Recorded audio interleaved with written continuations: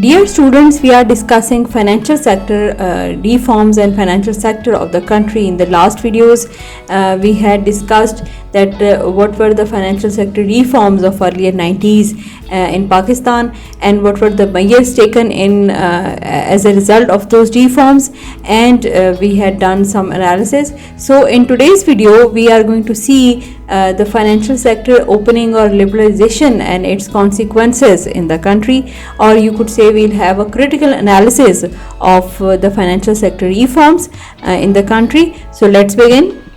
We have discussed thoroughly that since 1990s, earlier 90s, financial sector of the country is keep on transforming in new lines after the financial sector reforms suggested by IMF and World Bank. So many reforms have taken place since 1992. There is more opening up of the banking sector to the private sector.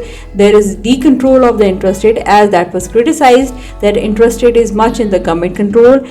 So there is now decontrol of the interest rate from the government intervention. There is expansion of the financial sector in the country.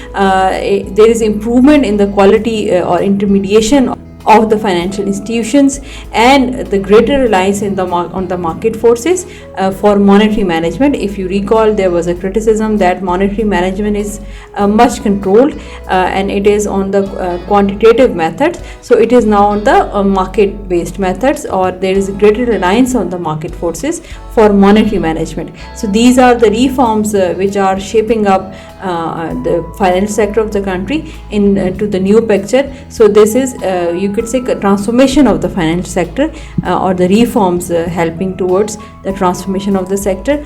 But these reforms have been criticized by the United Nations Economic and Social Commission for Asia and Pacific, and they have written a report over it, and they have quoted that structural adjustment program have some harmful or possible consequences in the countries of the region. As you know, these reforms have been suggested under the umbrella of structural adjustment programs.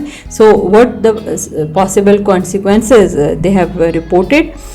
First of all, as we had discussed in the reforms, that there is greater reliance on the market forces. So if there is a greater reliance or increased reliance on the market mechanism, is not the complete solution for the developing economy specifically. Rather, there is a possibility of greater macroeconomic instability in those countries by opening up of the capital market, because it will become the new battleground of savings, and new players will come to the market and they'll play just to check the credibility or the tax and spending of the government, and beside this they will depreciate the debt by inflation.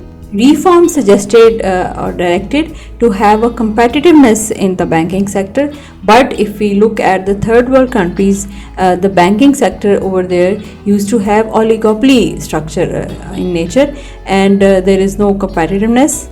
The report has quoted, for example, in 1987, 60 to 65% of the total banking assets were with the four major banks of the country in Malaysia, Indonesia, Taiwan and Thailand. So we see that the structure of the financial sector in the third world countries used to be oligopoly nature, not competitiveness. Although the financial sector has expansion, but these emerging banking and financial institutions in the private sector used to cater the needs of the urban consumers only. And for example, in Pakistan, foreign banks used to persistently refuse for having agricultural asset as a collateral, and they encourage the opening up of foreign currency accounts. And as a result, they'll offer concessional rate credit from them. The report has analyzed the whole reforms and the consequences, possible consequences in the countries, third world countries like Pakistan. Report suggested that the reforms, financial sector reforms, should have ultimately positively affecting the real sector of the economy. It should leave a positive impact on the economic development of the country. The performance of the financial sector is directly related to the level of development of the country. The actual role of the financial sector is to keep low cost borrowing of financial resources of the country, and beside this there should be encouragement of the saving. So this is known as the balancing act on the part of the financial sector of the country, and this will add to the real sector of the economy, and finally it will have the positive impact over the development of the country.